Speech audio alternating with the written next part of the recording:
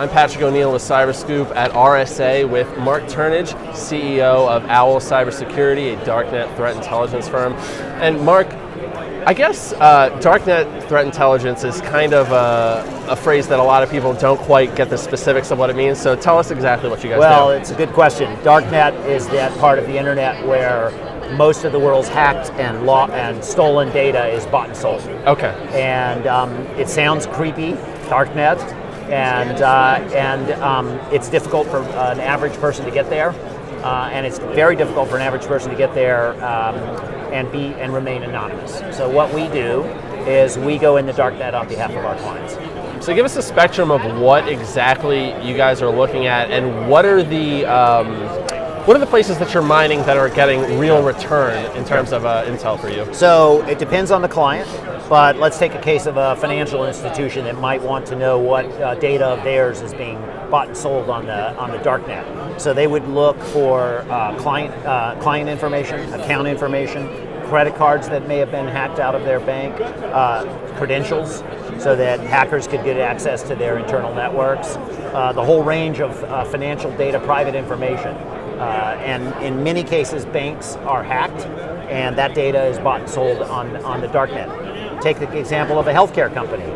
They're mostly interested in private health information from their patients that may have been stolen and is being sold on the Darknet. All companies are interested in their cybersecurity perimeter. So what are they looking for? Credentials. They're particularly worried about credentials, because if I'm a hacker and I have your credentials, I'll sign into your computer and I'll get access to the internal network, and then I'm off to the races.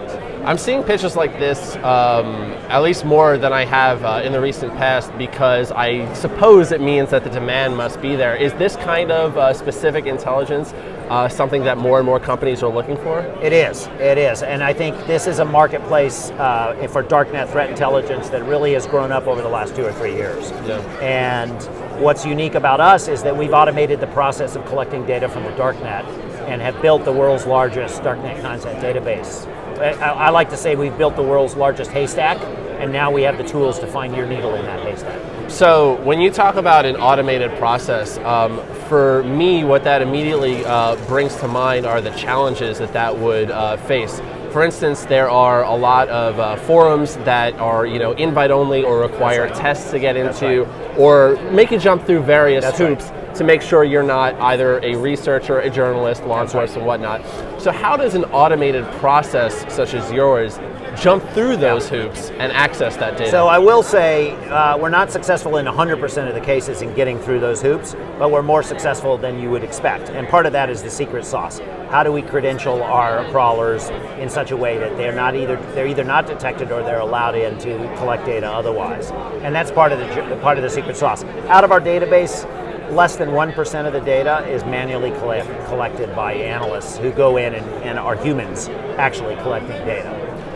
So without giving up the secret sauce, then, can you at least describe what those hoops are that they might make people jump through, so at least we have an idea of what kind of challenges you're facing? So the basic entry level would be, do you have credentials to come into this site? So that's fairly straightforward. You get credentials, you get in, and a bot or a crawler can do that. They can be challenged, meaning interrogated or queried. You can use CAPTCHA to get in. And you would have to either have a manual person get in through the CAPTCHA, or you would have to find an automated way to get in through the CAPTCHA. But basically, those are forums where they don't want people like us going in. So we have to find a way around them. And a lot of what we do is very cat and mouse, staying ahead of the bad guys. And so, speaking specifically about those exclusive forums, how valuable is it to get in versus the more open source intelligence? It's very valuable for certain types of intelligence. So, for example, chatter and discussion about known vulnerabilities, chatter and discussion about threats, and actual attacks that are being planned amongst people.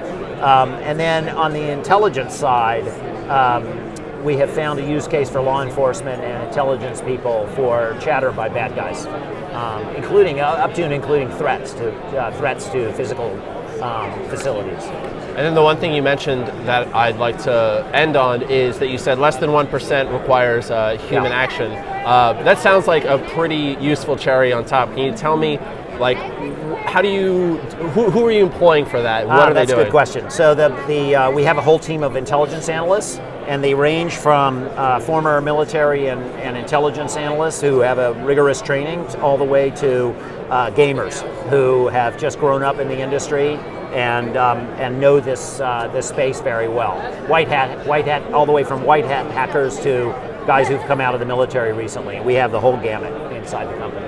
Great. I'm Patrick O'Neill at RSA. Thank you so much to Mark Turnage. Have a good one. Thank you.